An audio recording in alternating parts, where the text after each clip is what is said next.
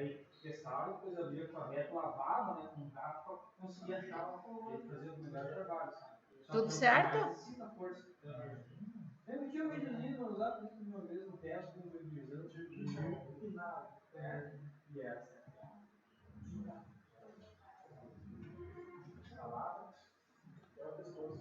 Acho que vamos começar então a apresentação, meninos? Pode ser? Tá? Então, uma coisa que a gente tem falado bastante, e eu acho que ainda vocês estão meio sem... Eu acho que vocês entendem o que é, mas ainda falta um pouco de base teórica para vocês, que é justamente a questão da curvas de nitrogênio e diluição, certo? Essa parte talvez vocês estejam... Eu só vou tomar mais um, depois quando começar, ela já está gravando, mas quando começar a gravação mesmo, eu vou daí parar de tomar lá. Daí vocês, se alguém quiser, vem aqui, pega e vão se servir. Pode, daí vocês podem tomar, tá? Então, o que nós vamos fazer aqui agora é, eu vou começar a apresentação. Dessa vez eu vou tentar fazer só falando, tá? Vocês vão anotando as dúvidas de vocês, porque daí senão fica muito longo se a gente interrompe. Eu quero só pôr o vídeo, mas vão anotando tudo, porque depois na sequência a gente faz essa discussão, tá bem? Certamente. Como eu disse para vocês, a intenção dessa aula aqui é a gente tentar teoricamente ver a questão de curvas de diluição de nitrogênio, certo? E aí depois tem toda a parte ainda de como a gente faz as curvas de diluição. Quem está trabalhando com diluição, que é o Tato, ele já teve uma experiência ali com Statigraphics, né? E aí o Anderson vai começar, mas enfim, para o pessoal que chegou atrasado é o seguinte, a gente faz essa aula e semana que vem, nas semanas de TCC, eu vou mandar uma programação para vocês de TCC que eu acho que seria interessante vocês participarem. Não vai ser presença obrigatória, porque vai ser fora do nosso horário de aula, então eu lanço como asterisco.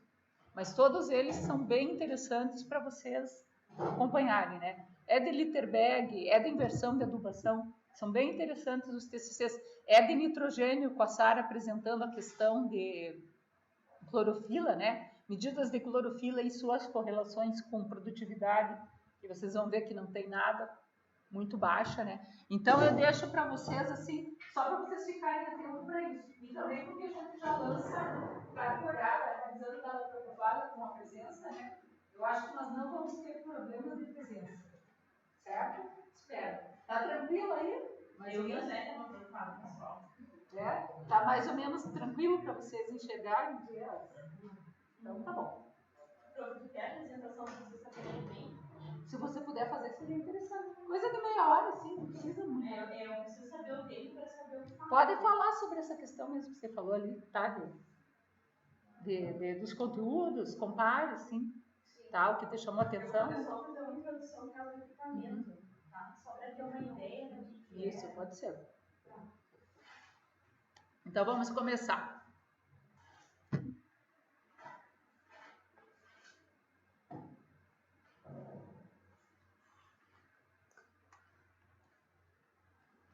Ó. Tá bem bom. Então, o tópico a ser abordado hoje será nitrogênio, curvas de diluição. No final, tem uma parte que a gente aborda também sobre a questão de curvas de fósforo e potássio, tá? Mas a essência nessa questão de interpretação de curvas de diluição, interpretação de estado nutricional de plantas, é o nitrogênio que governa todos os processos nas plantas e sua composição, certo? Então, o nitrogênio por si só, ele já é um elemento que se encontra em grande abundância na Terra, né? A gente tem 78% do nitrogênio. A atmosfera é composta por 78%. Na matéria, no solo, 98% do nitrogênio encontra-se, entre aspas, imobilizado na matéria orgânica do solo. Entre aspas, porque essa matéria orgânica, esse nitrogênio, em algum momento vai estar disponível. E aí, o que a gente tem?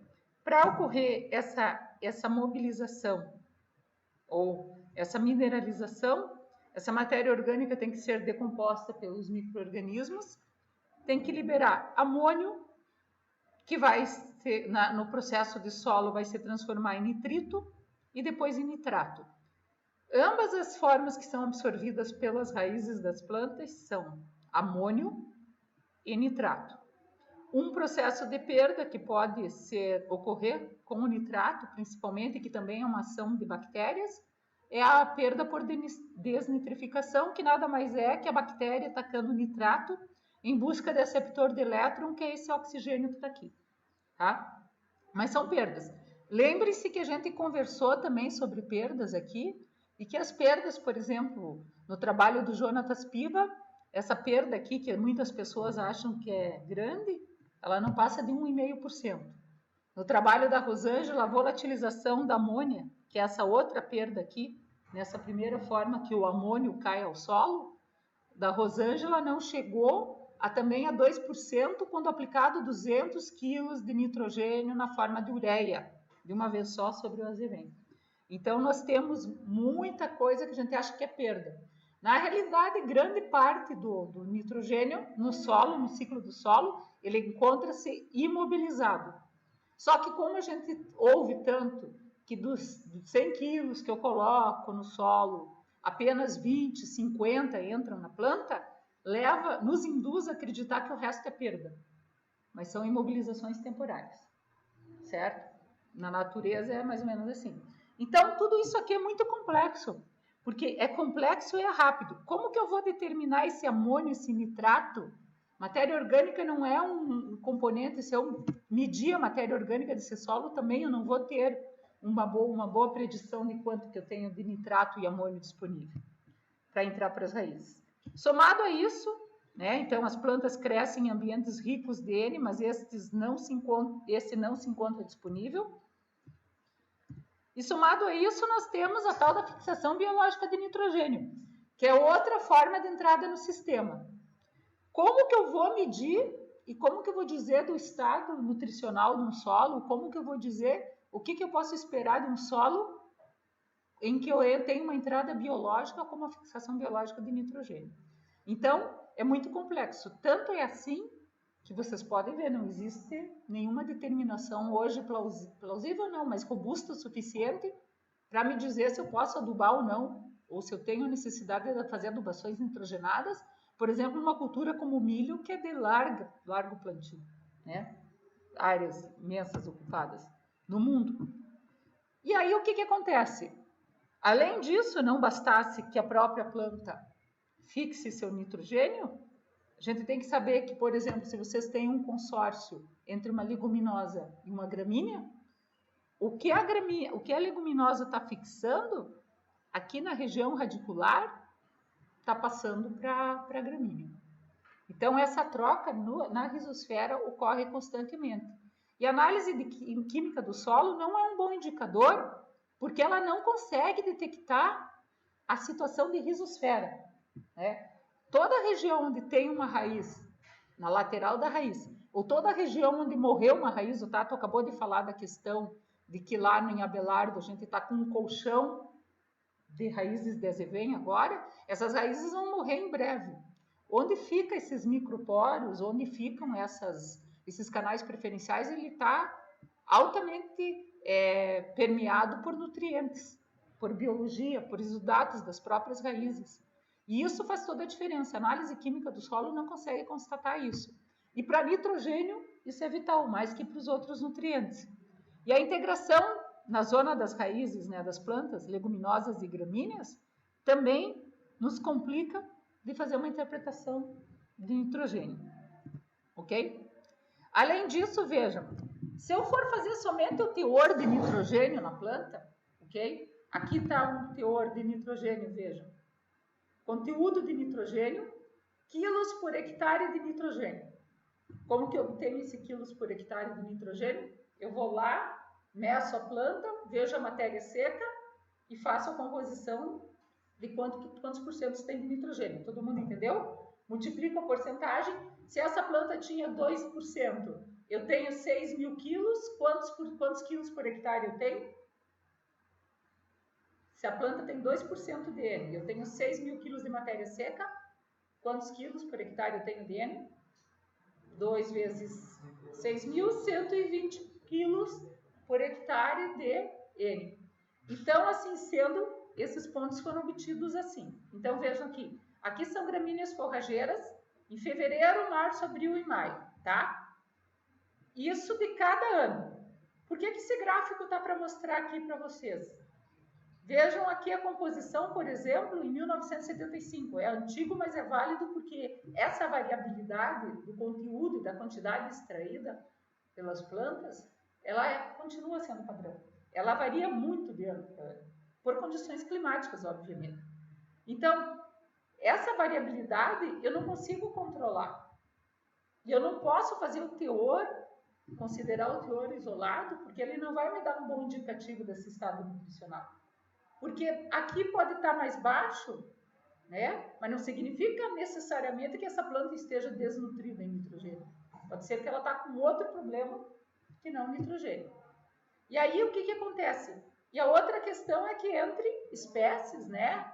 Variedades, vejam, cultivares, aqui é a festuca, né? Tem 2 variedades de festuca, a pretinha são as festuca, tá? Esse daqui é coxfoot, é tipo pé de galinha, eu não sei qual que é a definição direita, né? Mas vejam aqui, ó, a gente tem aqui para festuca, vejam que na cultivar varia muito. Dentro da cultivar varia muito essa porcentagem de extração, quantidade que cada cultivar pode fazer. E dentro das culturas agrícolas, essa variação é maior ainda de grãos. Feijão, trigo, milho, tá? Soja, porque a gente tem muito melhoramento, então isso está variando muito. Partindo desse princípio, o que ocorreu? O pessoal começou a entender que a quantidade de nitrogênio extraída estava diretamente envolvida com a produção de matéria seca, certo? Então, se eu tenho uma cultivar, no caso eu vou trabalhar aqui com gramínea, se eu tenho uma cultivar que tem um potencial de crescimento grande, ela vai extrair mais nitrogênio. Agora, continua havendo variações quanto aos anos, continuam, vejam aqui, quantidade de nitrogênio, 1975, 76, 77, mas o que é interessante? Embora haja variação dos teores, né, aqui em 1980, por exemplo, houve essa extração mais acentuada, existe um comportamento padrão, concordam comigo? Existe uma curva padrão, né? Então, se eu pedisse para traçar uma regressão aqui, se eu pedisse para traçar uma regressão não linear, ela traçaria uma curva perfeita com um R de 0,80 a 90, né?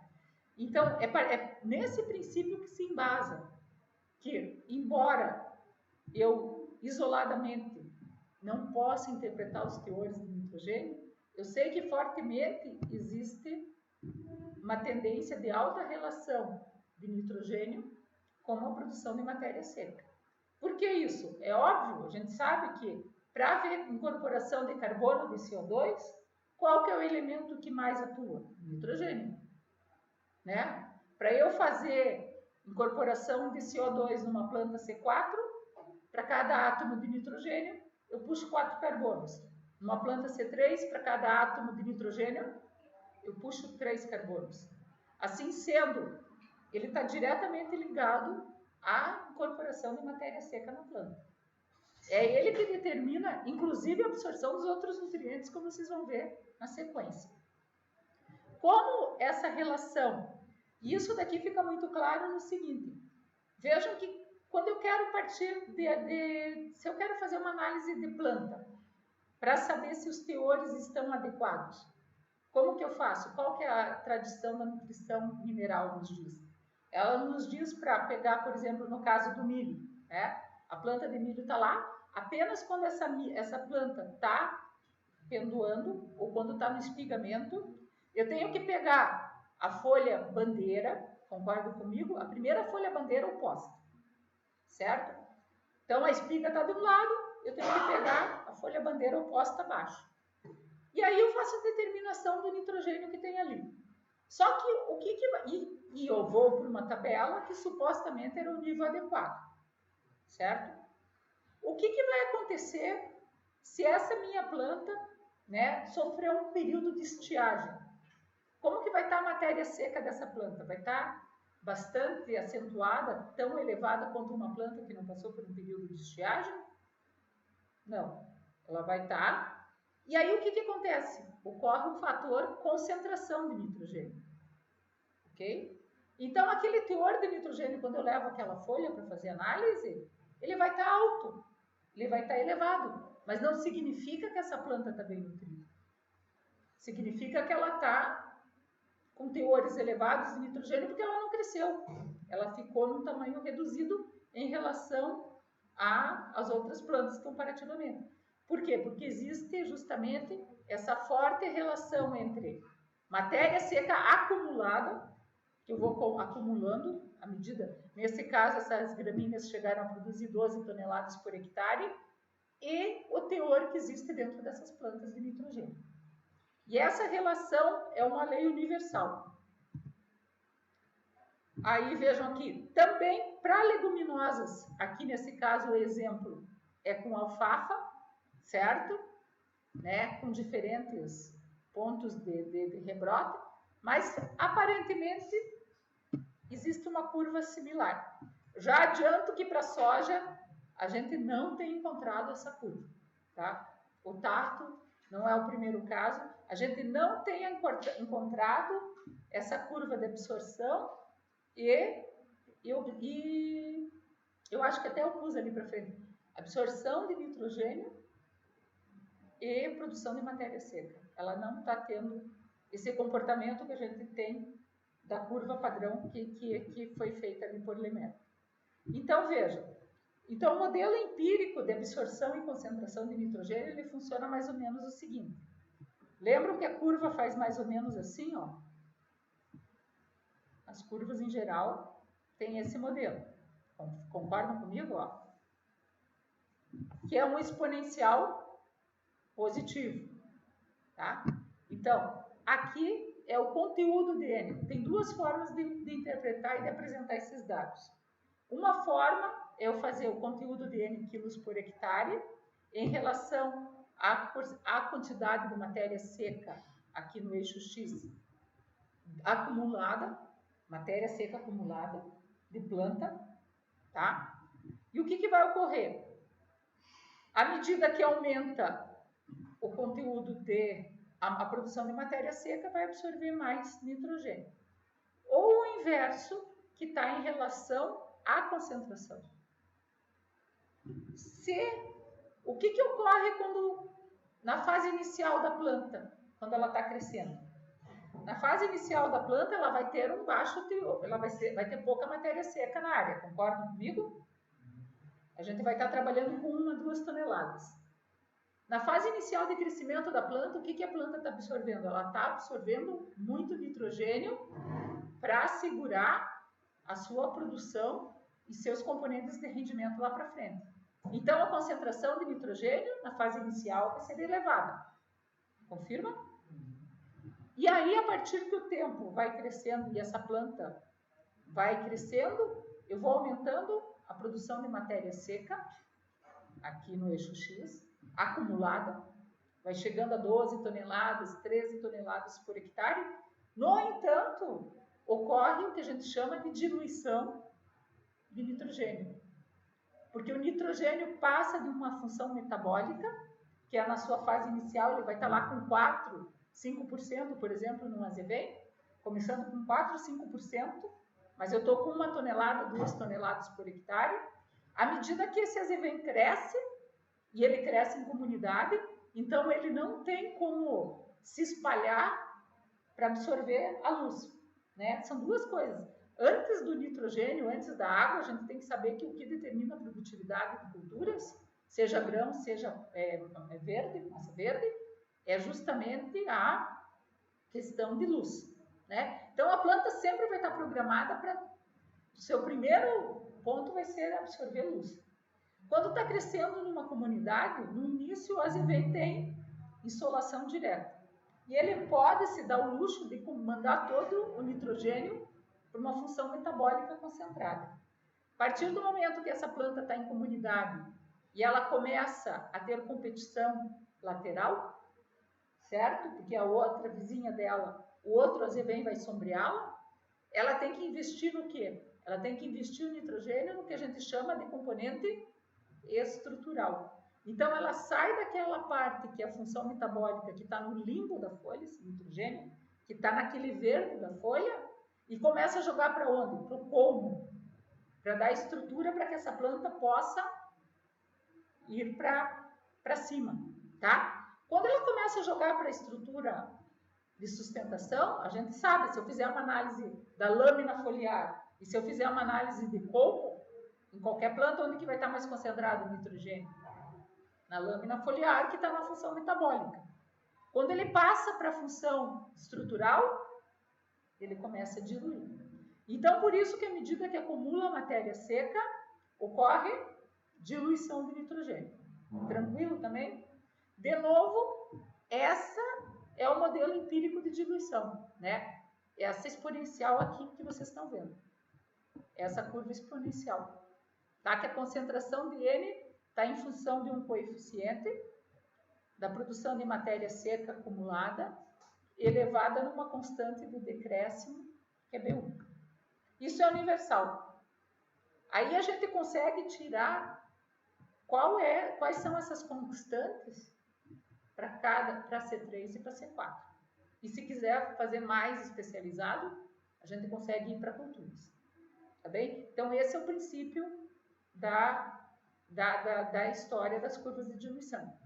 Tudo que estiver acima dessa curva, se eu tenho determinada produção de matéria seca, vamos dizer que eu estou aqui com 5, 6 toneladas na área, por hectare. Eu vou lá e jogo um quadro, ok? Tiro esse quadro, faço matéria seca e mando para análise de nitrogênio. Se o teor de nitrogênio estiver acima dessa curva, eu estou com consumo, estou em nível adequado. Provavelmente, se estiver aqui para cima, tem um consumo de luxo. Depois nós vamos comentar o que é um consumo de luxo, que não é tão de luxo na minha avaliação. Se estiver sobre a curva, está em nível adequado. E se estiver abaixo da curva, está em nível de deficiência.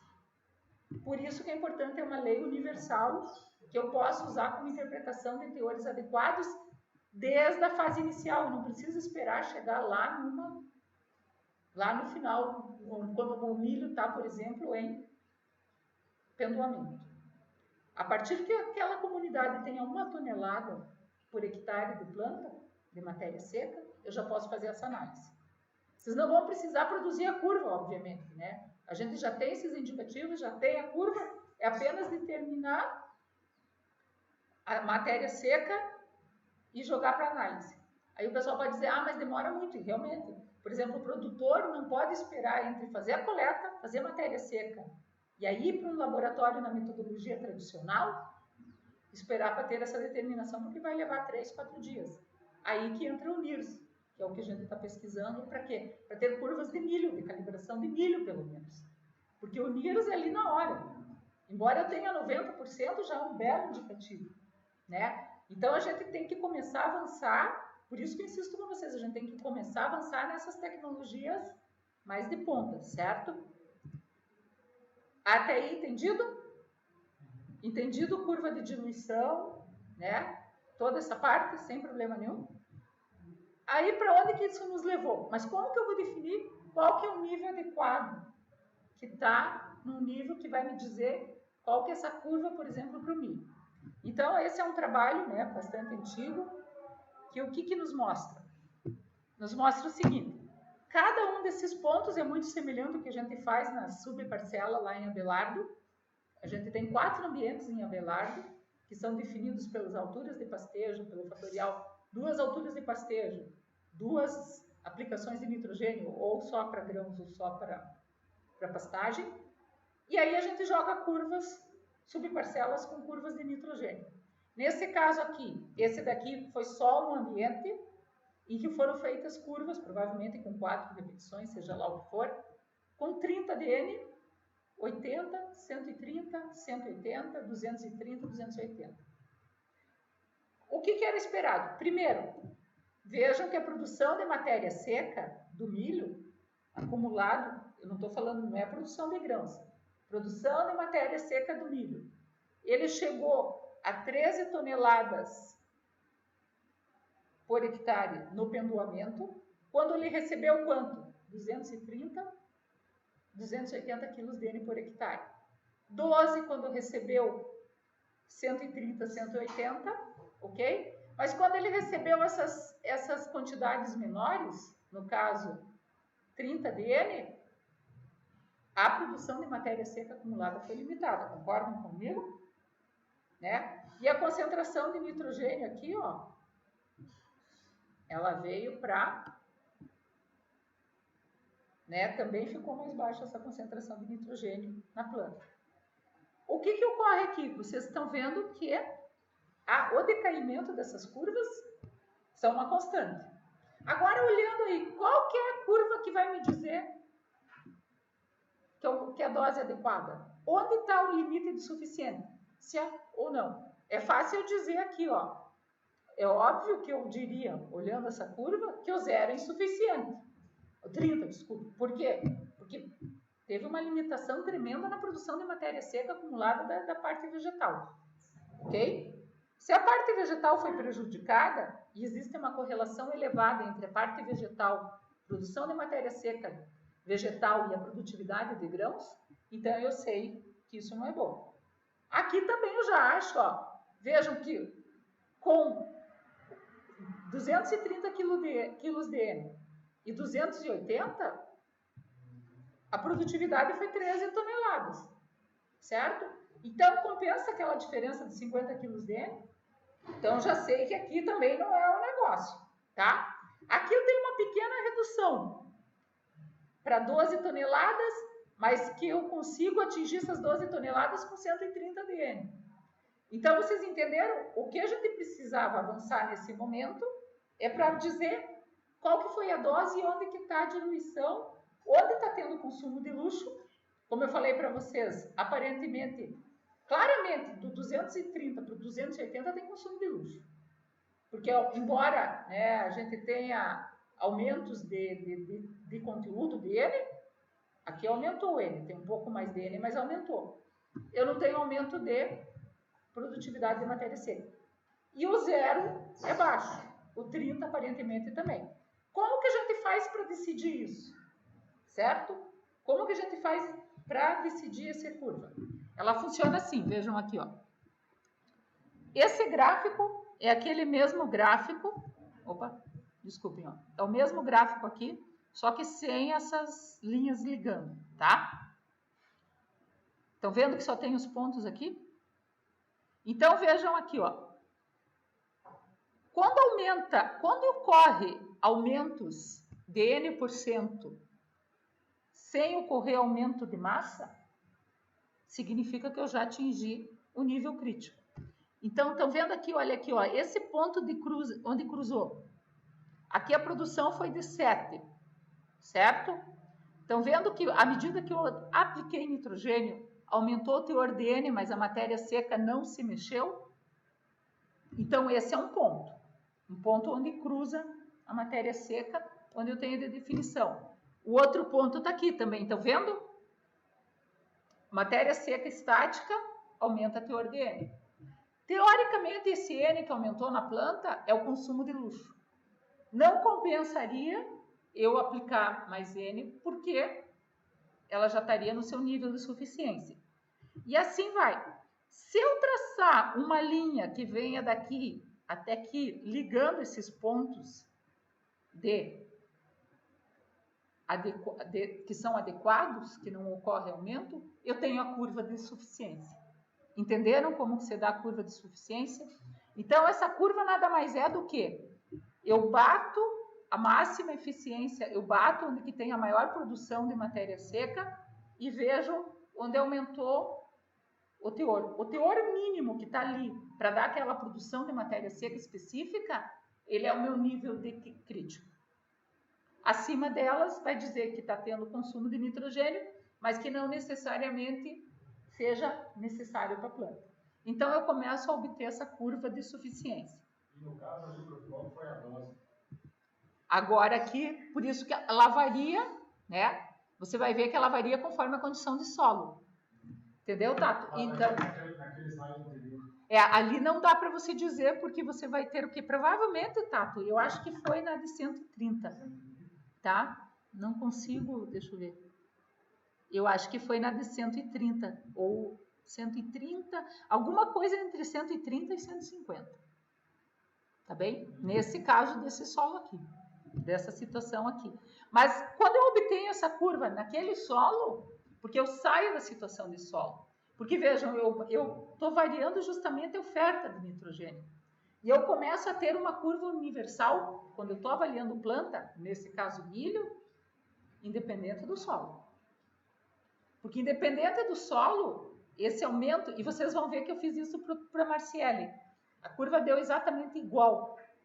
Os dados, a Marciele fez as subparcelas lá em Abelardo, né, para o milho, tá? E aí o que acontece? Eu joguei e a curva deu exatamente igual. Quando eu fiz, porque eu fiz o quê? Pegava a matéria seca máxima e ia observando os pontos que tinham o mínimo de nitrogênio.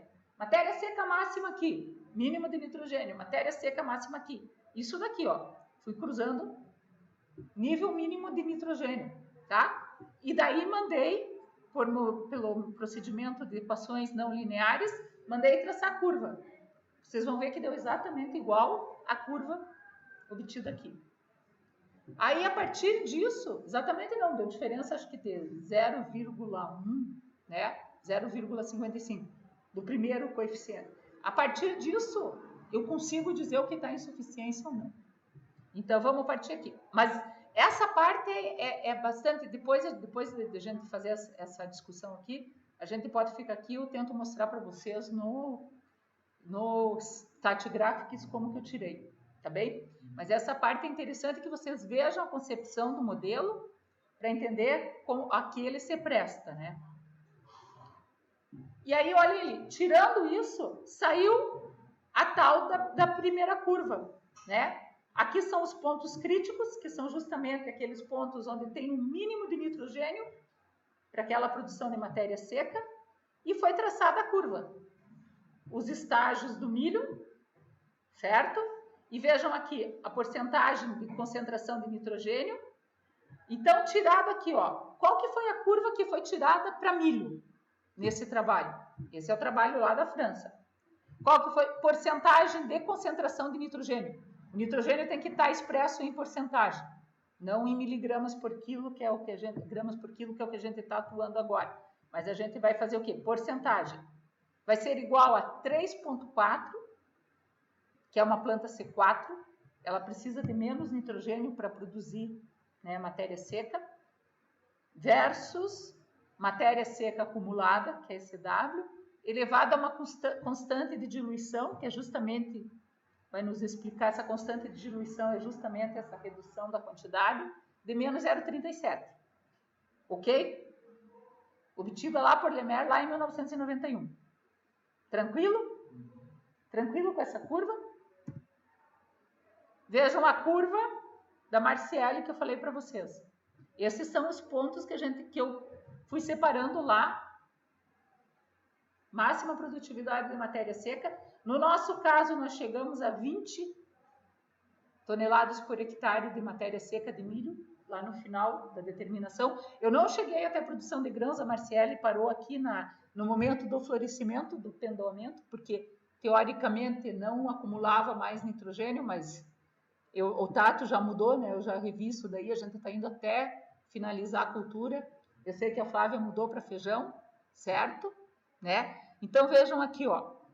O que está em cinzinha, em cinza aqui, é a curva de Lemaire. Lembra aquela curva que nós vimos anteriormente? Ó, 97, desculpa, eu falei 91.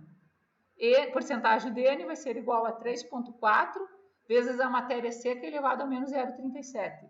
A curva que a gente obteve em Abelardo, com esses pontos, porque eu tinha esses pontos vocês entenderam como que eu tirei. Máxima matéria seca, menor teor de N. Jogo lá no programa, no StatGraphics e peço para rodar uma não linear exponencial negativa.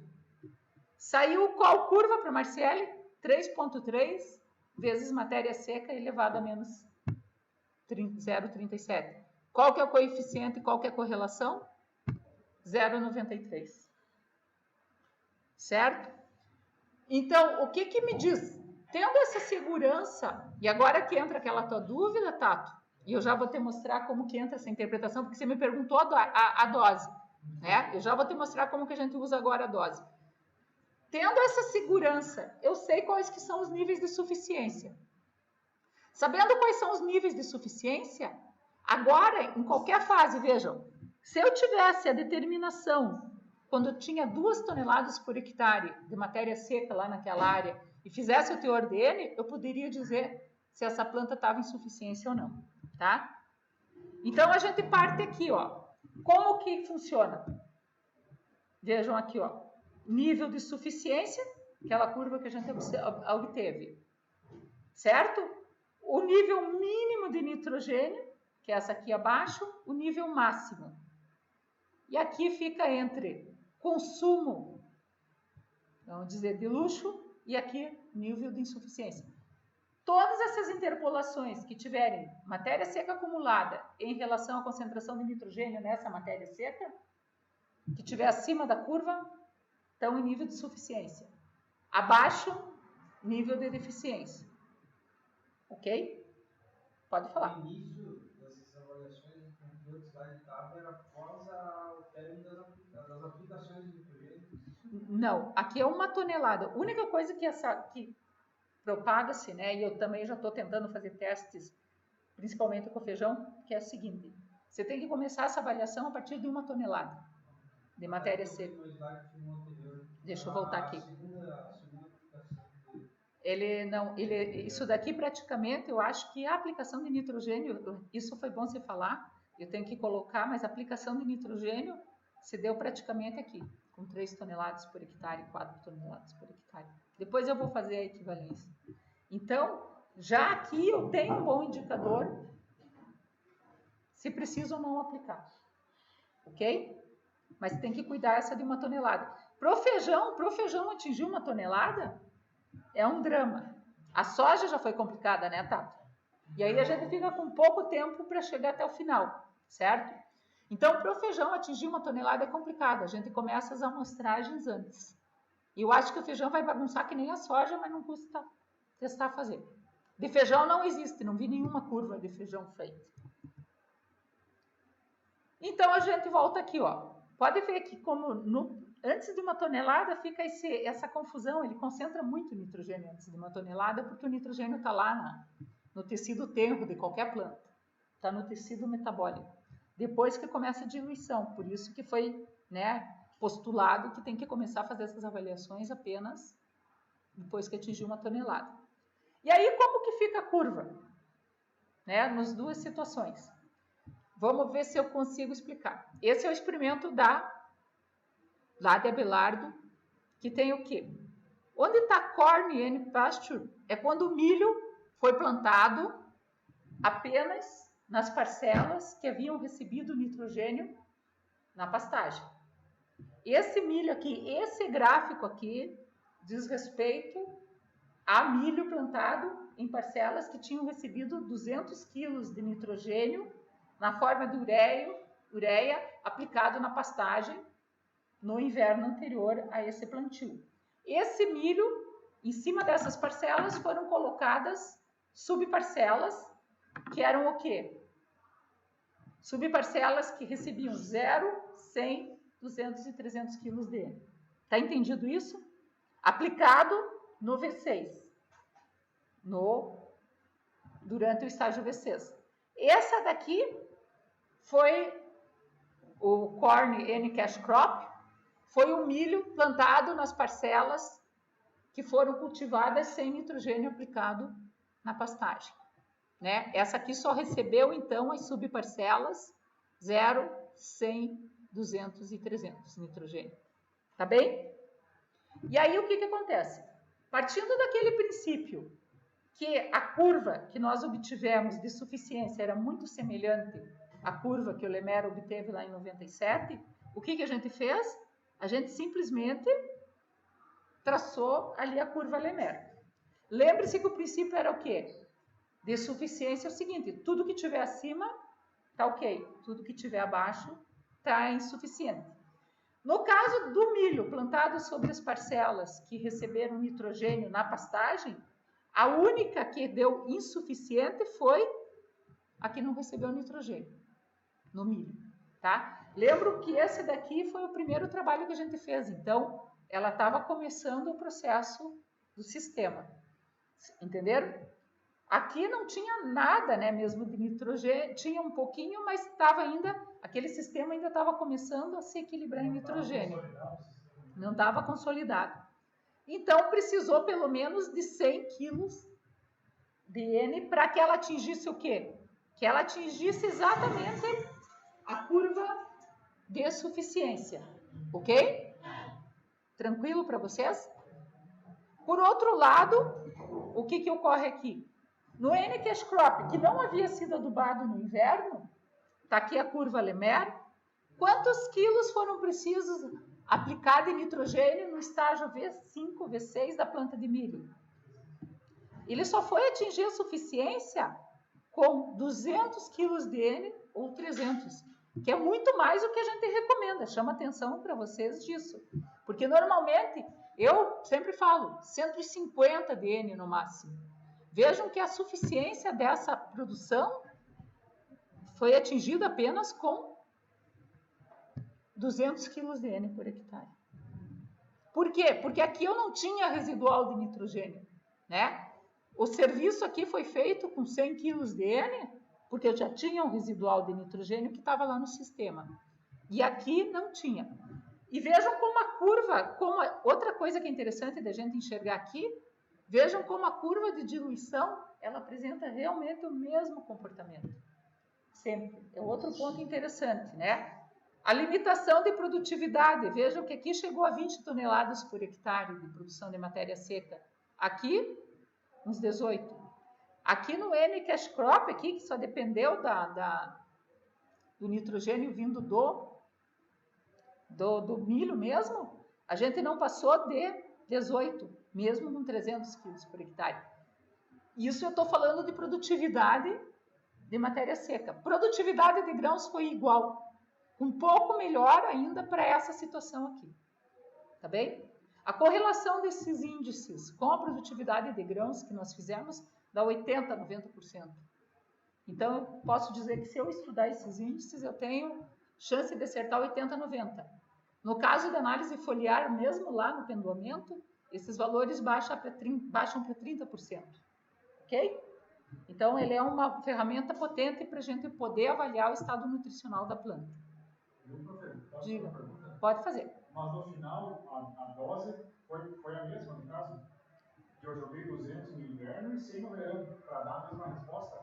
É, mas você sabe que são as subparcelas, né, Tato? Cada um desses daqui é subparcela. Sim, mas tipo, a dose ia fechar os 300 aí. As doses fecham os 300. Depende da situação. Eu joguei 200 no inverno e 100 no verão para dar aquela resposta. Isso aí. E para dar a mesma resposta, eu joguei 300. Isso, Tato. Bem isso. Tá? Então, essa que está sendo... Só que agora a gente tem que analisar, como eu disse para vocês, isso daqui é um sistema que estava começando de nitrogênio. Agora ele já está bem mais consolidado. Ok? E que isso daqui, essa curva que a gente apresenta na produção de matéria seca, foi bem mais eficiente na situação de produtividade. Com zero, que eu estou dizendo para vocês, com zero de N, produziu a mesma coisa com... Eu precisei aplicar 200 deles. Se fosse hoje, por exemplo, o zero ia... O zero ia...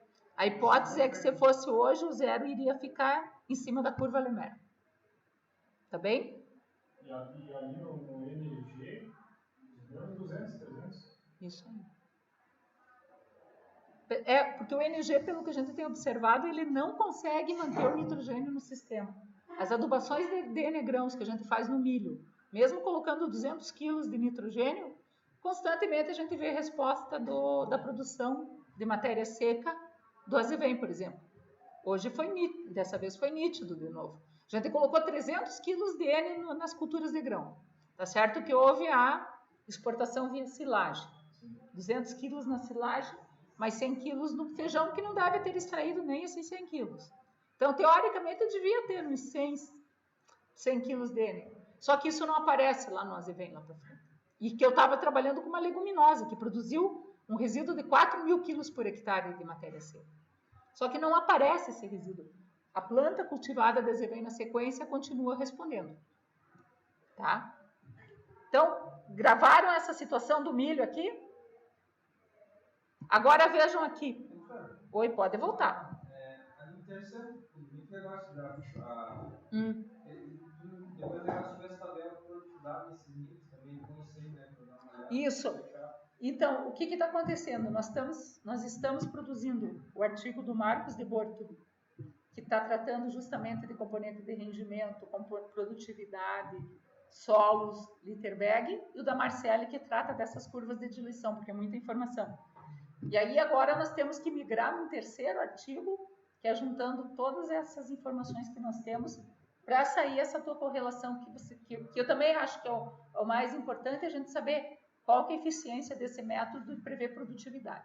Mas assim, de uma visão geral, que a adubação de inverno, no milho respondeu mais isso. Mas é necessário fazer um complemento igual ao milho ou dado dos produtos que não aplicou nada. Pela produtividade, não. Por essa curva, sim. Pela produtividade, não. Eu fico uma questão muito boa, que a gente sempre vê, é verdade, então, áreas que você tem maior quantidade de massa, seca, no inverno, normalmente o milho ele consegue, depende, vai muito mais longe, sabe? Demora. Do que você usar, por exemplo, uma área de inverno, sem cobertura de inverno, e daí você simplesmente plantar. E adubar tudo químico, né? Aí fica sempre a minha pergunta, será que isso é porque essa massa seca de inverno, essa cobertura, ela vai te liberar mais constantemente do que veio a longo prazo, sendo que você teria aquele aporte químico que quiser tudo uma vez só, que prontamente disponível, quando tem capacidade suficiente de absorver tudo ali, sabe? Em partes, eu diria que é o seguinte, isso falando de integração lavoura-pecuária, mas o plantio direto, vamos dizer que você tenha feito um aporte suficiente de nitrogênio lá num plantio direto sem pastejo, o que acontece? Quando a planta de milho é semeada, numa situação em que ela já recebeu nitrogênio anteriormente, num solo que já recebeu nitrogênio anteriormente, vocês têm que pensar que aquele solo já está preparado, né? Quando for decompor aquela palhada sobre o solo, essa palhada tem nitrogênio para decompor e fornecer. Não vai haver imobilização. E aí o que vai acontecer? Componentes de produtividade, como número de grãos que são definidos mais precocemente, eles já vão estar sendo definidos numa condição boa. Enquanto que, se não recebeu nitrogênio anteriormente nessa cobertura, o que vai acontecer? Eu vou ter que esperar a aplicação V4 ou V5, que também não posso fazer antes porque não tem raiz, não tem por uma série de fatores. Tem que esperar lá o V4 ou V5. Quando eu aplico essa V4 ou V5, eu já perdi parte do potencial produtivo por causa da definição de componentes de rendimento, entendeu? Então, basicamente, uma hipótese que a gente tem é que numa situação dessa de adubação anterior, a planta, né, o solo se encontra mais bem trabalhado para que receba a semeadura e para que essa planta possa desenvolver todo o seu potencial de produtividade. Tá bem? Tem um artigo recente que foi publicado, feito um estudo com milhos vários anos, né? E eles observaram, na verdade, que a exigência dos milhos, chamados milhos modernos, eles estão assim, dando mais para frente, sabe? Mais. Hoje, em termos de utilizado, 67, 63% do N é absorvido até o pensamento. Até o pensamento, tá vendo? E 37% após o pensamento. Tá? Então, por isso que há necessidade de pensar em fazer uma cobertura bem de inverno, pensando numa duração mais longa, isso. para experimentar uma pequena, porque isso que é o problema. Aí tem empresas já que no Brasil já fizeram pensar em equipamento. Os Estados Unidos tem de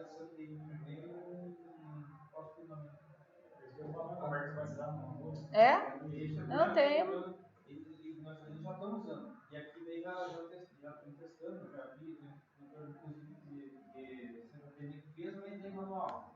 Por exemplo, o pulverizador, Agora, por exemplo, né? Agora, o que seria determinante para fazer essa decisão de fazer essa operação ou não? Né? Eu entraria com uma curva dessa. Né? Porque se você vê que está aqui, ó, não faça porque você não vai atingir você vai ter um trabalho a mais, né? Assim como, qual que é o objetivo principal? Né? Se eu olho isso daqui e eu olho esse ponto aqui que está com 2 toneladas um pouco antes de fazer a minha aplicação de ureia, o que esse ponto está me dizendo? Que eu não preciso fazer aplicação de nitrogênio de cobertura, hein? Não sei se vocês se tocaram. Se eu faço essa determinação, colho matéria seca, transformo em quilos por hectare de matéria seca de milho, levo para análise, determino o teor, e esse teor estiver acima da curva de suficiência, eu não preciso fazer aplicação de N. Que é um dos fatores que a gente está buscando mais, né? A gente tem que parar, por questões ambientais e econômicas, com essa aplicação de nitrogênio sem critério. Os professores já ouviu falar de uma empresa chamada 360 aí? Não. É a empresa americana, eles estão comercializando equipamentos que é justamente essa preocupação. Será que eu preciso fazer isso? Exato. Porque essa ela vai no escuro. Aí tem esse inventário de equipamento que é uma maletinha fácil, a gente pega a análise só no top 20, na hora, na caminhonete, no porta-mala, tu põe no aparelhinho, meio que conecta o iPad, e ele te gera a curva justamente em cima disso, sabe? Aí aqui tem a foto, não sei se vocês ele te dá a curva direta na pele, é uma curva parecida com essa. Então, por exemplo, se a tua necessidade está abaixo da curva, aí ele dá uma limitação. Sim. Aí tu faz assim, aí da uma medição real, então ele mede aí que tá. Ninguém quer que eles fazem isso, sabe? Então, que é uma das questões do fluxo de CO2, entendeu? Porque provavelmente é coisa envolvendo biologia do solo. Né? Você faz uma agregação de teor de nitrato e biologia do solo, certo? Então, isso daqui certamente, hoje a grande potencial está em análises desse tipo de situação, né? Biologia do solo, e aí mais fluxo de CO2, porque a gente não consegue estudar de qual forma isso daí vai ser, né? Não consigo ficar lá estudando bactéria por bactéria, tem que ser um método massal, fluxo de CO2, somado à interpretação da análise nutricional das plantas. Mas que tem que estar vindo junto com coisas como o NIRS, porque sem o NIRS nós não vamos conseguir implementar esse tipo de situação. Agora, por exemplo, né, de pessoas que estão recebendo uma capacitação de mestrado e doutorado, a gente espera muito mais, né, que vão além da interpretação ou da não interpretação que existe hoje para adubação nitrogenada, que é 0. Mas esse é o seguinte, por exemplo, eu tenho minha lavoura de milho. Tá. Estou próximo de fazer a aplicação de ureia. Vou lá e coleto, não sei quantas plantas. Não, se coletam com nossos quadrados lá. Nossos quadrados, né? Vou lá e coleto. Isso. E levo ali no laboratório. Faz matéria seca, faz matéria seca. Passa no NIRS e o cara vai falar, ó, joga tantos, ou não joga nada. Ou você está no nível de suficiência. Com uma possibilidade de acerto de 0,90, 0,95. Olha o futuro aí, cara. Mas é isso, um baita nicho. E o que eu acho, porque qual que é a data? 1997. 1997 são quase 10 anos. O cara ali gasta o que esse perdão para fazer? Tá? 20, obrigada. 20 anos, isso daqui existia há 20 anos. E nós até agora no Brasil, nada. O que nós continuamos? Nós não fazemos nem análise de nitrato, que é outro método, Tato. Que é fazer o nitrato antes da aplicação na lateral do milho, para ver quanto que tem de nitrato e amônio antes da aplicação de ureia, que também é outro indicativo. Nitrato e amônio no solo, né? Que é o press side dress, Nitrogênio pré-side dress, quer dizer, a amostragem antes da aplicação de nitrogênio de cobertura para nitrato. Quando tiver acima de N-nitrato 25, se eu não me engano, também não precisa. Então, se embora nos dê medo de usar só uma metodologia, na realidade o agrônomo lá do futuro, ele vai ter que ir para o campo numa situação dessa e unir o quê? O pré-side dress nitrogênio, vai unir curvas de diluição, tá? Mas potencialmente não vai ser o agrônomo que está lá no campo isoladamente fazendo isso. Vejam que envolve muito o quê? A gente está trabalhando com curva, você não está mais trabalhando com tabelinha. Lembra que eu falei foi lançado o manual de fertilidade do solo. Então não está mais trabalhando com tabelinha. O avanço é esse. Vai exigir, como falou o Zé, vai exigir mecanismos, equipamentos. O agrônomo não pode mais ir para o campo exclusivamente com um canivete e com uma lupa, quando vai. Né? Então, tudo isso vai começar a avançar. Mas não é só o agrônomo do campo, é com vocês, porque esse desenvolvimento dessa tecnologia, Tato, tem que estar envolvido o quê? Empresa e universidade, empresa e instituição de pesquisa. Porque nenhum nem outro faz sozinho. Só que o nosso país trava esse tipo de relacionamento. Né? Por que também a gente não avança? Parte por causa disso. Né? Mas pode falar. Que até um tempo atrás, a gente imaginava, se a análise de nitrato, amônio no solo, os micro-organismos vai lixiviar, vai se perder. Então, se eu fizer hoje, chegar daqui a uma semana para o produtor essa análise, choveu 100 milímetros em cima, perdi todo o nitrato. Ainda se tem essa percepção de que vai se perder o nitrato. E não está de todo errado, né? Então, daqui a 25, 30 miligramas, não precisa aplicar, mas então choveu um monte, vai lixiviar o nitrato, vou perder tudo, então eu teria que aplicar. E aí fica naquela... Então, por isso que o que eu faria? Eu casaria o nitrato, que você está fazendo uma análise rápida, de novo, método expedito, porque nitrato e amônio têm uma boa correlação com o NIRS. Nitrato e amônio têm boa correlação com o NIRS, então essas análises que nós estamos fazendo, porque o segredo do NIRS é fazer a curva de calibração. Como o que a gente produz feito uns loucos aqui é justamente resultado numa sala lá, trabalhando no laboratório, né, nas metodologias tradicionais. Se eu calibro o NIRS para nitrato e amônio, o produtor chega com duas coisas aqui. Solo, antes da aplicação da ureia, e a matéria seca, ou traz a planta para a gente fazer matéria seca. Esses dois indicadores. Posso somar esse indicador e um terceiro indicador, que é o fluxo de CO2. Tá? Com 3 indicadores, se nós como engenheiros não formos capazes de dizer, cara, não aplica, aí é melhor nós pegar a nossa maletinha e ir embora. Certo?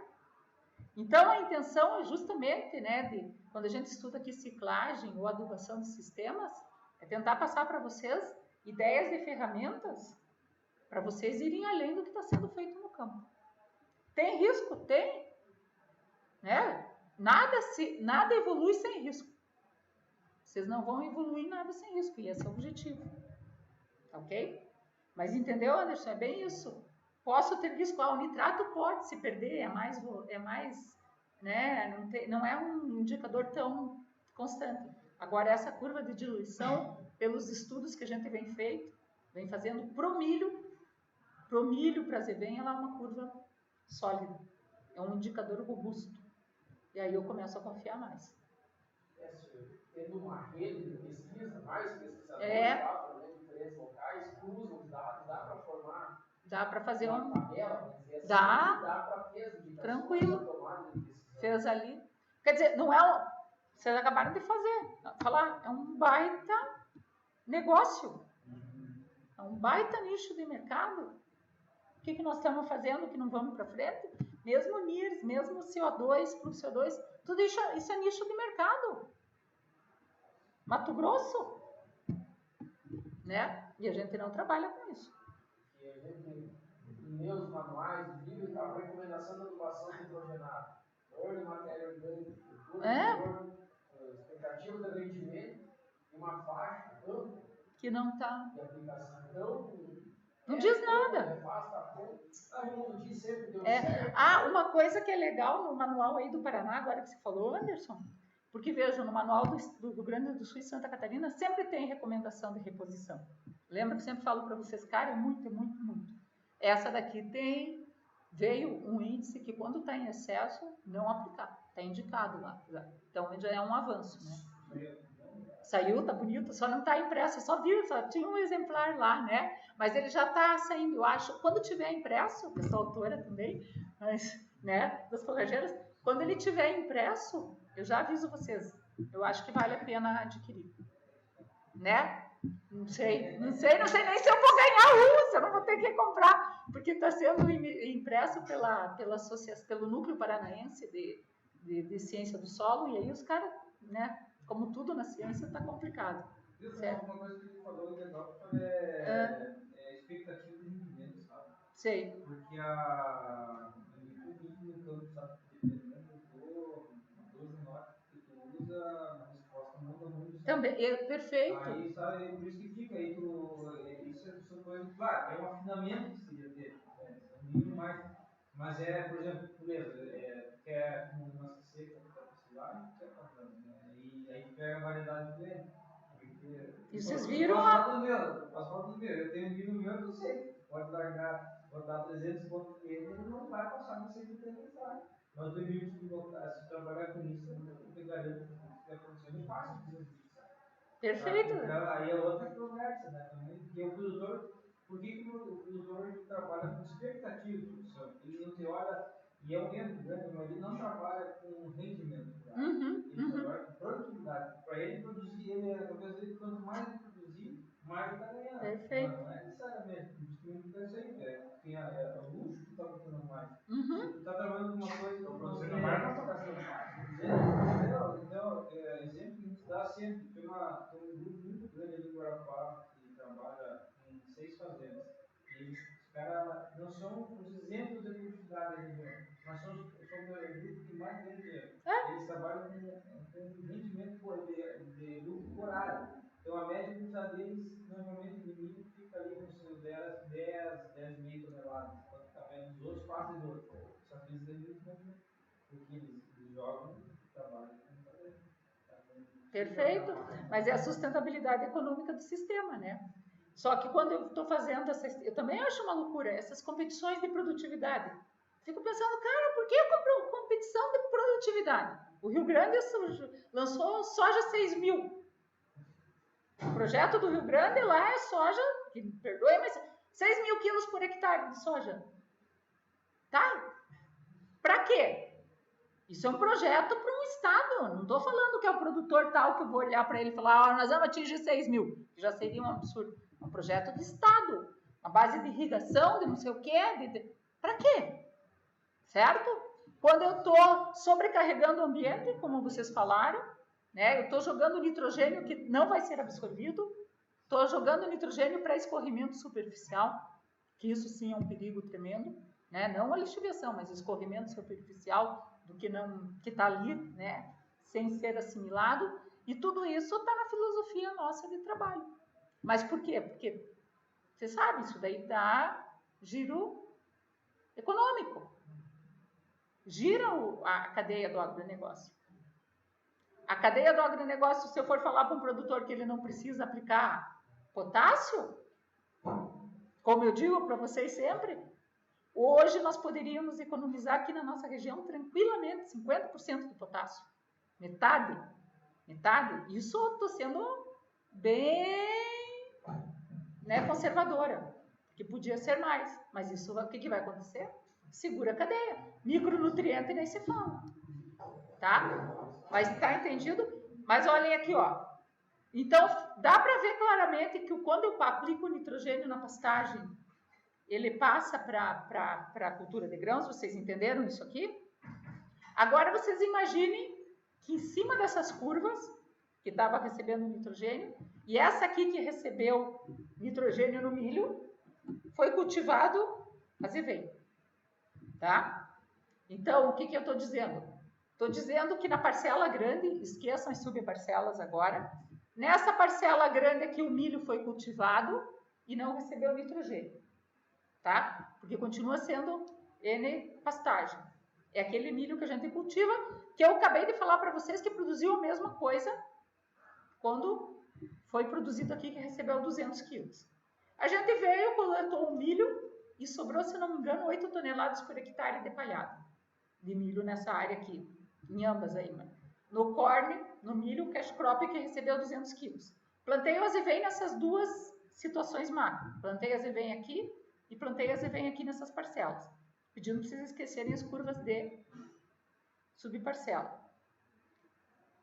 O que vai dar no azevém? O azevém vai responder à aplicação, e daí o azevém que veio aqui em cima recebeu 200 kg de N, desculpe, aqui no N pastura, N pastagem, e naquele, no cash crop, não recebeu. Por quê? Porque eu tinha aplicado 200 kg de N no milho. E eu tirei grãos, mas ficou palhada. Assim como tinha aplicado 200 kg na pastagem, e o animal pastejou e ficou um resíduo. Então, aqui sobrou muito mais resíduo. Aqui sobrou 8 toneladas, e aqui, quando eu plantei o milho, tinha 2.000 quilos por hectare, 3 toneladas por hectare. Então, eu poderia dizer, não, vai tranquila, que é o raciocínio que o agricultor faz. Ele aduba o milho, e ele não joga nem os 200 quilos, ele joga os 150, e daí não vai adubar a pastagem, por quê? Porque na cabeça dele, o nitrogênio vai passar. Aqui eu mostrei que passou. Agora passa do nitrogênio para o azevém, aí veio a Ângela fazendo esse estudo, certo? Desculpem aqui. Onde que eu estava? Acho que eu fechei a apresentação. Veio a Ângela fazendo o estudo, né? De como que fica nessa situação o azevém. Eu acho que eu pulo esse gráfico.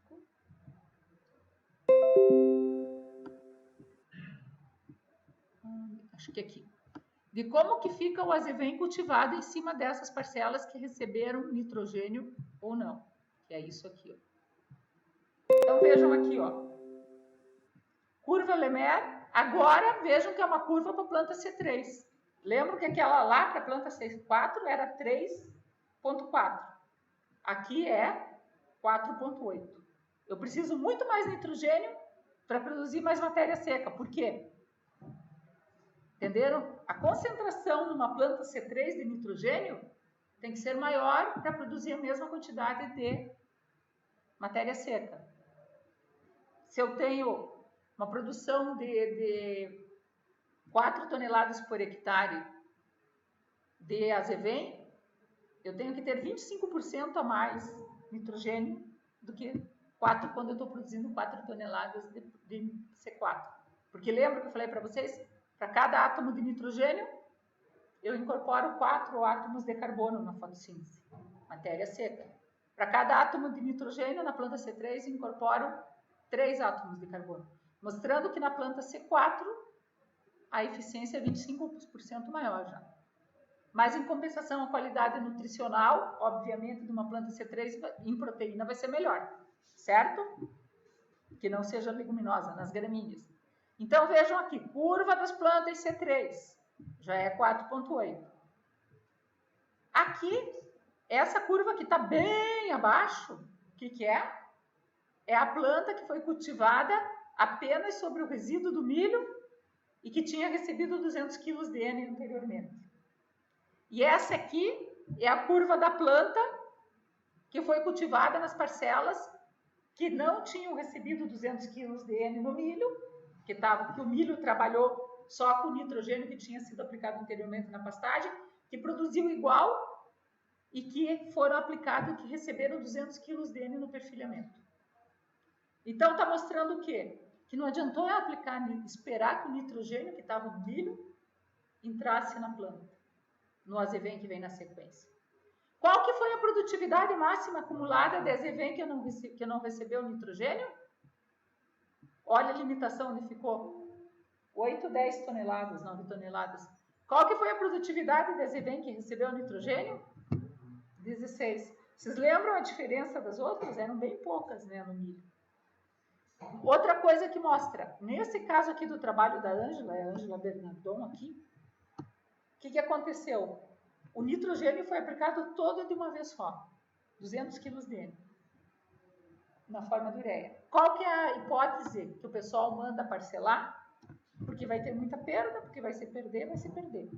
Se esses 200 quilos de N tivesse sido perdido, o que ia acontecer com essa minha curva? Despencava. No entanto, ela conseguiu manter a produtividade do solo, com aqueles 200 quilos de N que foi aplicado, ele conseguiu manter uma produtividade elevadíssima de matéria seca de azevém, 16 toneladas por hectare, e sem baixar na curva de N, de suficiência. Essa curva aí mostra perfeitamente que a pastagem precisa de N. Que a pastagem nos nossos sistemas, Tato, em que a gente faz o quê? A gente faz um cultivo de pastagem num clima subtropical, em que a temperatura é mais baixa. No momento da decomposição do resíduo do milho, por exemplo, o N não pode ser omitido. Assim como foi para a soja, né? O azevém cultivado em cima da soja lá tua respondeu a nitrogênio, porque o resíduo da soja não é suficiente. Se tu pegasse e coletasse lá, os polos estão mostrando, ó, ele está deficiente, então você tem que aplicar. Né? Tem que aplicar nitrogênio. E como tu aplicou, onde ficou a curva aqui. Agora, ao contrário, na cultura já é o contrário, né? Na cultura de grão, né? Na cultura, eu aplicando, não, vocês lembram? Só com aquela questão do zero. Agora nós temos as outras curvas do feijão. É que do feijão da coisa foi depois. Diga, tá? Eu tenho uma dúvida aqui. Por exemplo, se eu vou coletar minhas coisas, né? Deixa eu ver se... Diga. Tá, e eu vejo que os pontos estão acima da curva, né? Tá. Corre o risco ter tendência desses pontos ficar abaixo da curva ou não? Dificilmente. Eu geralmente, quando está bem nutrido no começo... Ela já vem mantendo. Por quê? Porque veja que ó, a diferença é muito grande, Tato, na inicial. Quer ver uma coisa?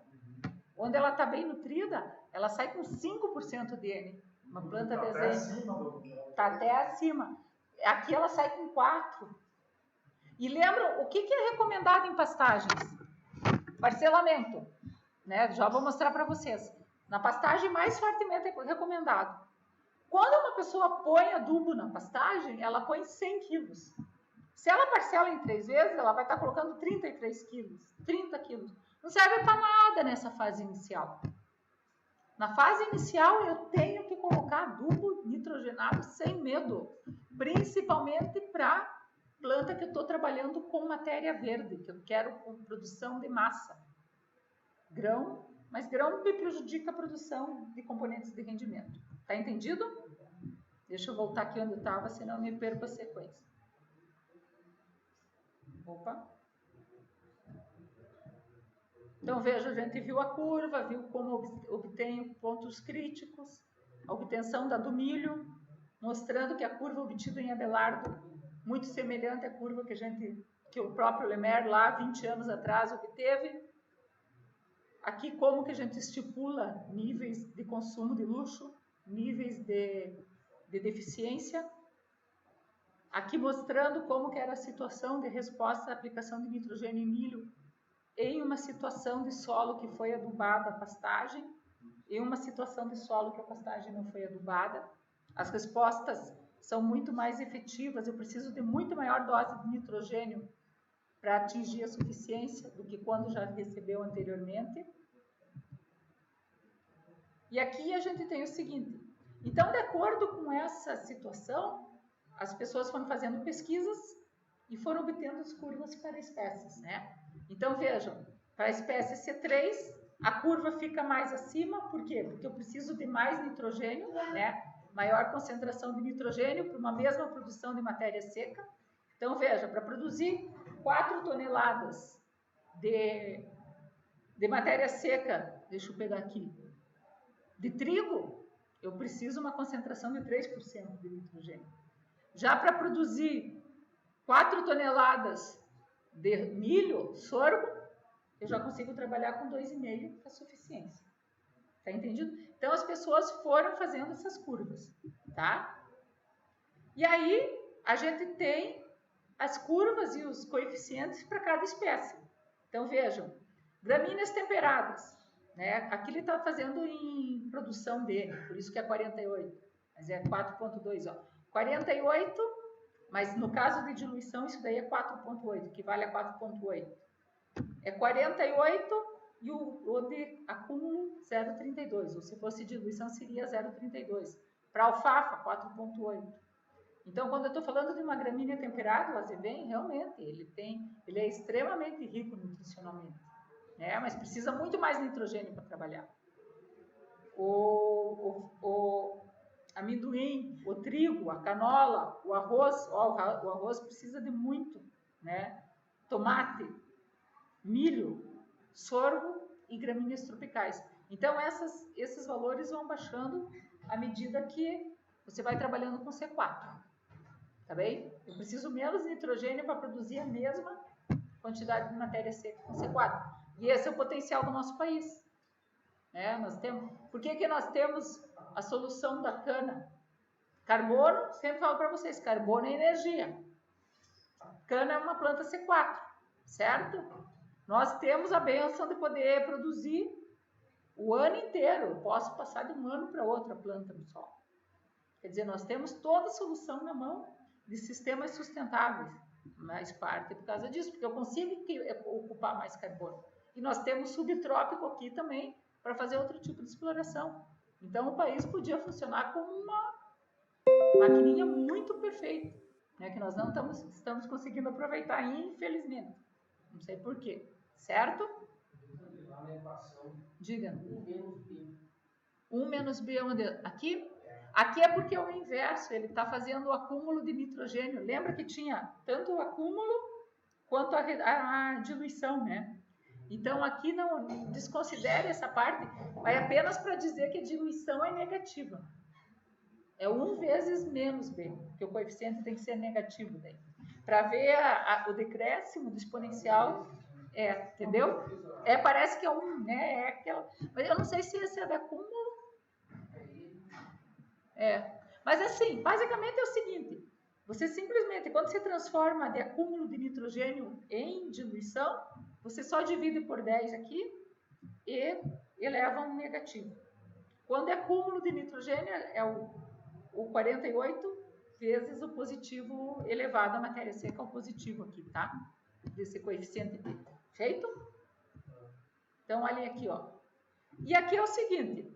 Essa história, né, eu tinha orientado o Alexson Bobato, co-orientado Alexson Bobato, numa dissertação de mestrado lá na Federal, isso foi bastante tempos atrás, e aí, de novo, a gente trabalhou com nitrogênio e essas questões de diluição com o Sartor, né, o professor Laércio Sartor, que é lá de Dois Vizinhos, tá?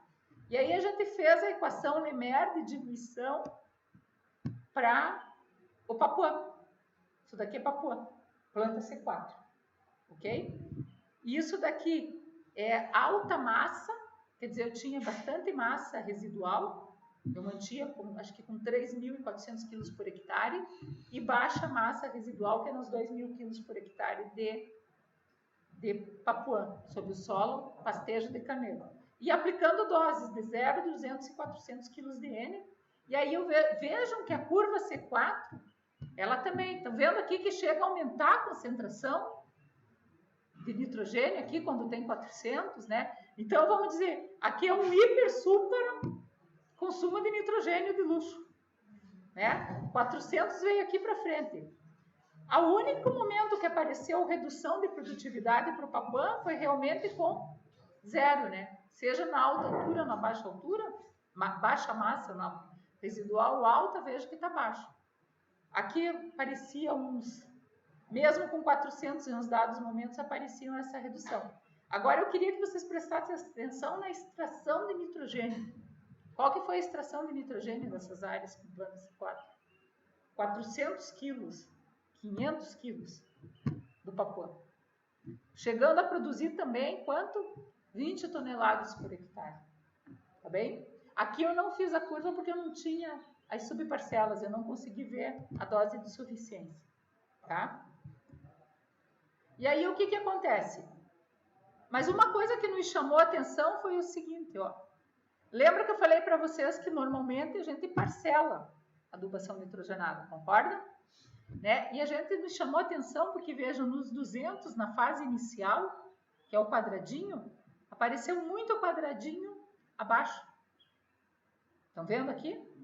da curva de suficiência, que é 200, que aparentemente 200 é mais que suficiente. Nesse experimento ainda a gente estava usando a estratégia de fazer o quê? De parcelar. E aparentemente essa situação do 200 parcelado, quando eu parcelei eu joguei 175, não lembro se foi parcelado em 3 vezes ou 2 vezes. Eu joguei uma dose baixa quando a planta estava precisando muito. E aí eu começo a ter problemas de suficiência. Aí esse trabalho nos levou ao trabalho da Itiane, que daí nós fomos estudar o parcelamento. Ficou baixo, mas ainda ficou perto da curva. Ficou perto da curva, mas eu lembro na conclusão que a gente até ressaltou isso, que o parcelamento prejudicou os índices, prejudicou, né, a situação. Veja, o 200, né, Tato, ele acumulou, mas ele podia ter talvez acumulado mais, certo? A gente fez daí, estudou o parcelamento em Tifton, certo? Como que o parcelamento estava atuando em Tifton? Então, a gente tinha doses a testemunha 0, 100 kg de N por hectare, 200 kg e 300 kg, tá? Nós fizemos 2 anos isso daqui aplicado em Tifton, né, sequencialmente. 2 parcelas e fazendo corte. Aplicado uma vez, então, tudo de uma vez só. Cheguei lá no Tiftal, joguei 100 kg de N na forma de ureia, 200 kg de N na forma de ureia, 300 kg de N na forma de ureia, que dá uns 600, 700 kg de ureia. Uma vez só. Aqui o que foi feito? 2 aplicações. Dividi 200, então eu jogava 100, 100. O de 100 quilos eu tive que jogar 50, 50. Tá ok? E na 4 aplicações, o que eu fazia? 25, 25, 25. Pode falar. Era retirado. Sempre a gente faz... Não voltava nada. Né? A gente retira sempre para simular afinação, né? Porque estou trabalhando com essa extração, né? Então, sempre para simular afinação. Aí, o que a gente começou a observar? Vejam que na aplicação de uma vez, que é isso daqui, os pontos que predominam é quando não foi aplicado o nitrogênio. O acúmulo de matéria seca nesses pontos foi muito semelhante. Chegou a quanto? Ó? 8 aqui, né, no 0, 8 de novo, e umas 8 toneladas por hectare quando não foi aplicado nitrogênio. Mas aqui foi aplicado uma vez, o que aparece? Aparece um pontinho de 100 aqui no começo, tá? Então, eu joguei 100 quilos por hectare. Os 200, que é a estrelinha, não apareceu nenhum abaixo da curva, tá? Agora, quando eu fiz em 2 aplicações, que queria dizer o quê? 100, que é o triângulozinho, aqui estava sendo aplicado 50 no início. Começou a aparecer mais triângulo embaixo. Inclusive, começou a aparecer mais 300, do próprio 300, que eu estava aplicando 75 kg de N, parcelamento. Depois, quando eu fiz as outras aplicações, estão vendo que ele se regularizou? Mas houve um início, entre aspas, meio capenga. E quando eu fiz de 4 aplicações, que no caso do 100 eu estava jogando 25 kg de N, quase que a totalidade ficou aqui embaixo. Aí vem o de 200, e o de, né? E o 300 ainda ele consegue se manter porque a aplicação é constante, né? Mesmo que eu faça em 300 kg dividido por 4. E a produtividade foi a mesma? A produtividade foi a mesma. Na segunda vez, o primeiro cultivo, a gente estava com uma situação de solo que não recebia nitrogênio. Fazia muito tempo. A Tifton estava instalada e não recebia nitrogênio há muito tempo. Então, a gente está partindo para a publicação, está em exame, né? A gente tem determinadas hipóteses de por que o parcelamento deu uma pequena diferença no parcelamento. No segundo cultivo, quando eu já tinha nivelado aquele solo, eu parcelar ou não, a cultivar não respondeu não teve nenhuma resposta. Ela respondeu, obviamente, a doses de N, né? Então, foi produzindo mais até 300 kg de N. Uma das conclusões desse artigo é o quê? Não se deve parcelar adubação nitrogenada em forrageira se a minha aplicação for menor que 100 kg por hectare. não parcele. 100, 150. Você vai aplicar 200 DN, tua previsão é 200, tudo bem, parcele. Abaixo disso, não parcele. Porque é perda de tempo, né? E você pode até vir a prejudicar a tua produção. Sim, por aplicação, sim, no total, parcelado. 100 no total. 100 no total. Tá? Então, se você vai parcelar 100, a tua primeira aplicação vai ser 100, 50. 50 é pouco numa primeira aplicação no perfilhamento. No perfilhamento, pelo menos, jogue 100 quilos dele. Numa C4, eu acho que deveria jogar pelo menos 125, 150 no perfilhamento. Porque ela tem um potencial tremendo, né, uma C4. No verãozão, tá fazendo fotossíntese ali, tá produzindo, joga 100, 150. Aí, o que pode ser aceitável é você jogar, por exemplo, 2/3 no início e 1/3 lá no final. Talvez esse seja o melhor modelo. Na metade, desculpa. Na metade. Agora, certamente, o pior modelo é parcelar pequenas doses, que a gente sabe que o produtor joga pequenas doses. Concordam comigo? Cada quarto um pouquinho, isso é insano. Assim como no rotacionado. Como que é a prática de adubação no rotacionado? Qual que é a prática? Cada quarto eu jogo uma titiquinha de galinha. Isso eu jogo aonde? Logo após a saída do animal. Quando a planta não tem folha para produzir, para captar esse nitrogênio. É ou não é? Tá? E aí eu fico pensando, né? Qual que é a lógica desse rotacionado, dessa adubação? Certo? Talvez no próprio rotacionado, talvez não, no próprio rotacionado joga tudo de uma vez só na área e pronto. E deixa ver o que vai acontecer. Lá pelo meio, se quiser, faz um reforço. Mas essa história de jogar pequenas quantidades, quando a planta não tem lâmina foliar, é bem complicado. Você está, né? E ainda mais se for uma área que está sendo exaurida. Eu tenho pouquíssima cobertura verde. Aí eu não tenho planta, não tenho raiz, não tenho comunidade microbiológica, eu tenho o quê? Eu tenho um solo pronto para ter escorrimento superficial do nitrogênio que eu apliquei. Então a gente está com problemas seríssimos na realidade desse manejo de planta e de adubação. E aí que eu tinha falado para vocês, que é o seguinte, desse estudo, o que acontece? Quando a planta recebe nitrogênio, ela aumenta a matéria seca. Junto com o aumento da matéria seca, ela vai aumentar a absorção de fósforo e vai aumentar a absorção de potássio, certo?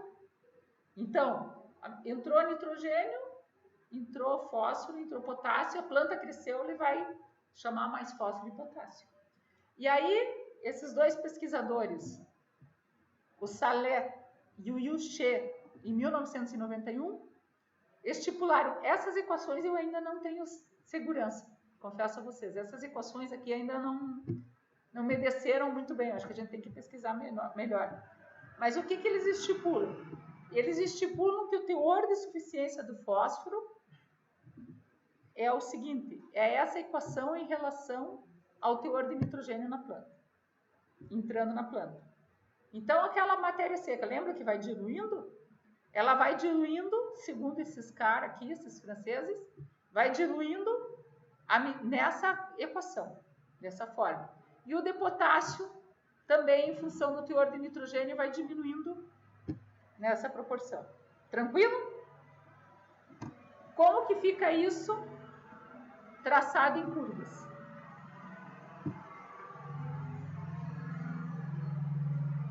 Essa daqui é o gráfico de potássio. A tal da equação do Salé e Yuche é essa aqui, a linha sólida. Isso daqui é o teor de concentração de nitrogênio.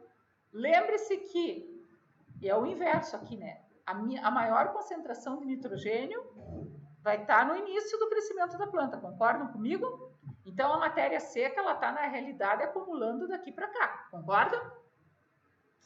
Tá? Só isso tomem cuidado na hora da interpretação. Porque quando eu planto, que eu tenho maior teor de nitrogênio, é só porque ela é plotada em relação ao teor de nitrogênio. Então, na fase inicial, quando eu tenho muito nitrogênio, eu também tenho que ter muito fósforo. Potássio aqui, desculpa. Nesse caso é potássio. Essa curva sólida aqui, as bolinhas sólidas, é N-pastagem. E é essa curva aqui que a gente obteve. E essa curva aqui é o N-cash crop, que quer dizer o azevém cultivado em cima da pastagem, que só recebeu nitrogênio lá na pastagem. A curva de suficiência está aqui. Houve algum problema quanto ao potássio nas duas parcelas? Nenhum. Lembra que eu falo para vocês que nosso sistema de Abelardo está com suficiência de potássio?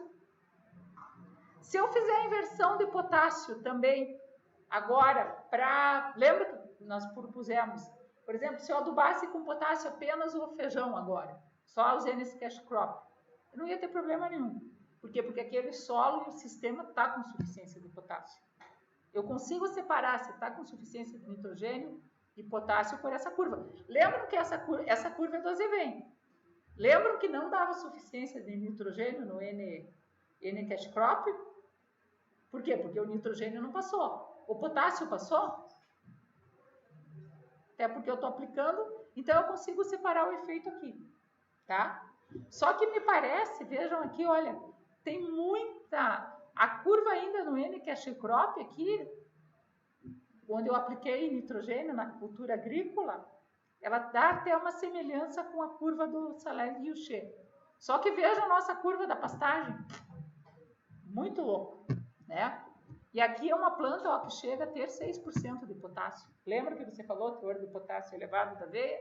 Ela chegou a ter 6% de potássio no início, com 4%, 3,5% de nitrogênio. Então, é uma planta muito rica nutricionalmente. Certo?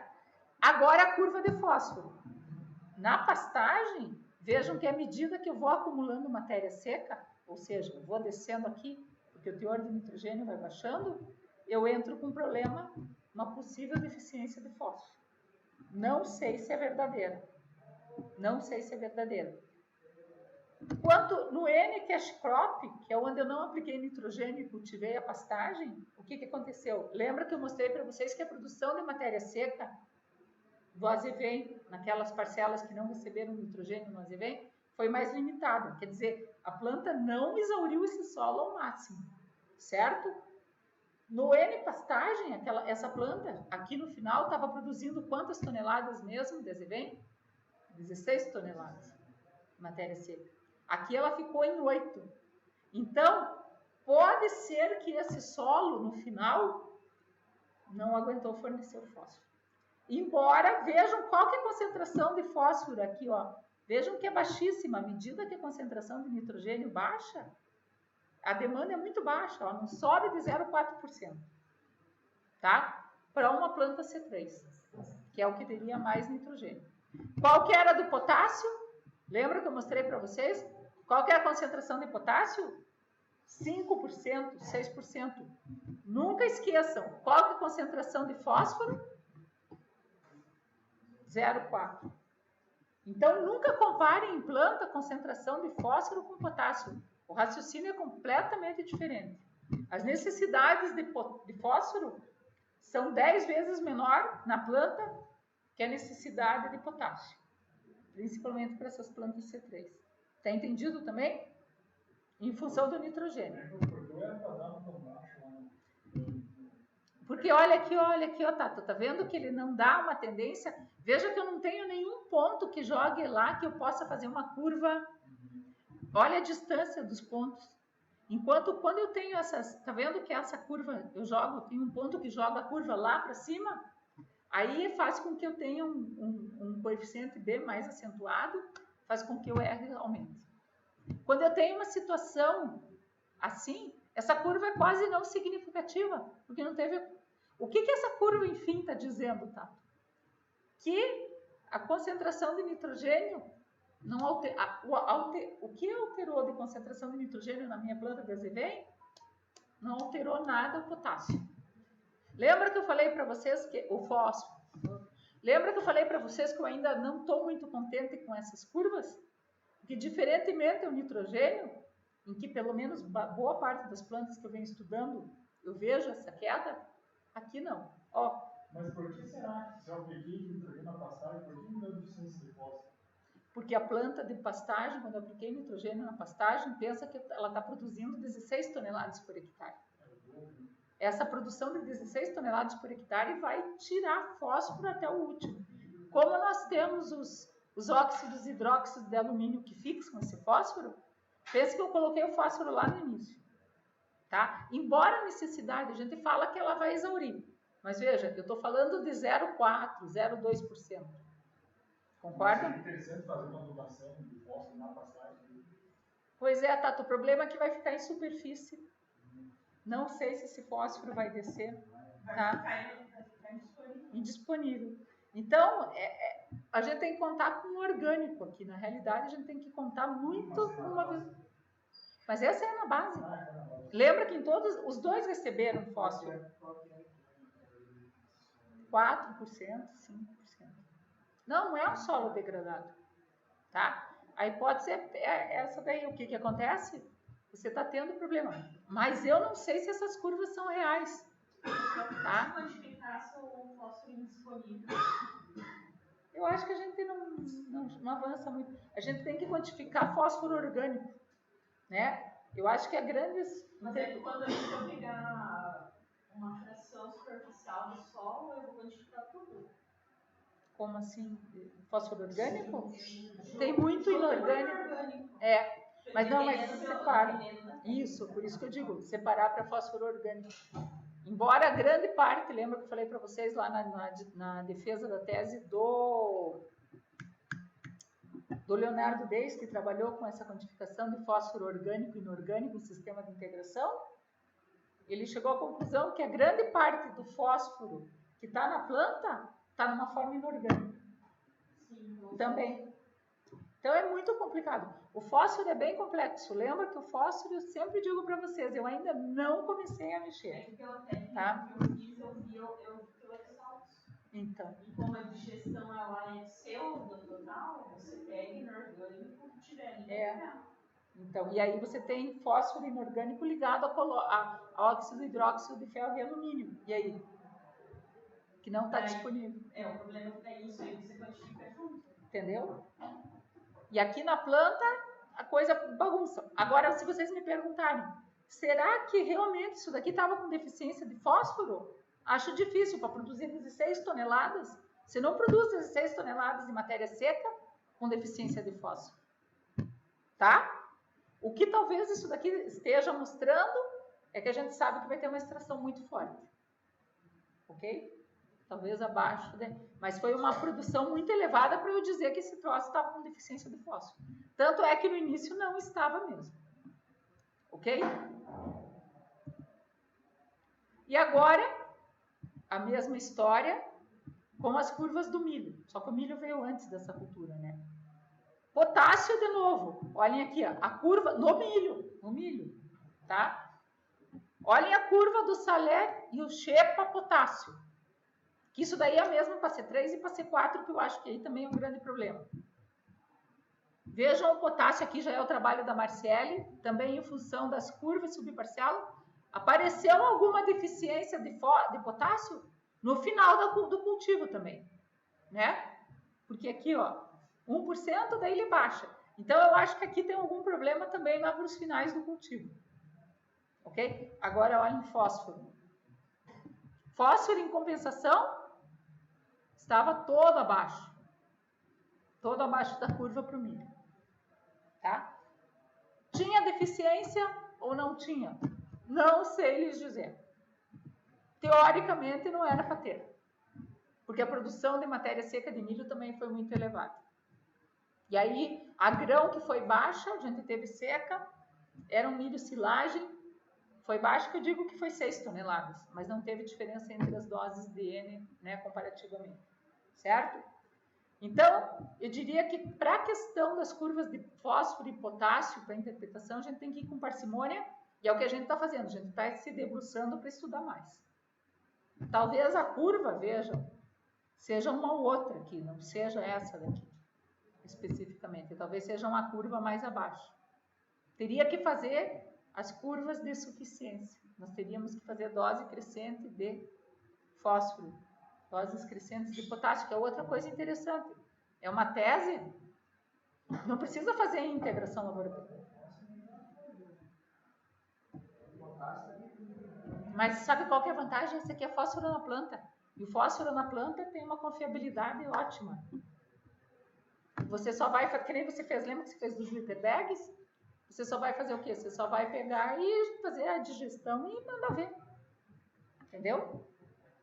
E hoje a gente tem as curvas dos resíduos de milho que está dando no NIRS 80%, 90% de equivalência. É o que eu fizer quase 5. Então, 90%, 100%. 99. Tá? Então a gente tem ferramentas. Mas vocês entenderam que é o começo. Mas o que eu sempre penso, 1991, quantos anos isso daqui já existia? E nós continuamos fazendo as mesmas coisas, como nossos pais, né? Certo? Então a gente tem que começar a pensar. Vocês têm uma grande obrigação como estudantes de pós-graduação de começar a mudar o sistema. Antes tarde do que nunca. Tá bem? Então, basicamente, curvas de diluição, a parte do que eu falei para vocês, de que a gente precisaria ver talvez como que funciona, aqui depois só vou encerrar aqui a gravação, como que funciona essa história no outro sistema, no Stratigraphics, mas a gente agora basicamente isso. As bases teóricas desse estudo é esse aqui, tá bem? Não sei se ficou dúvidas quanto a essa base teórica. Tranquilo? Posso parar aqui?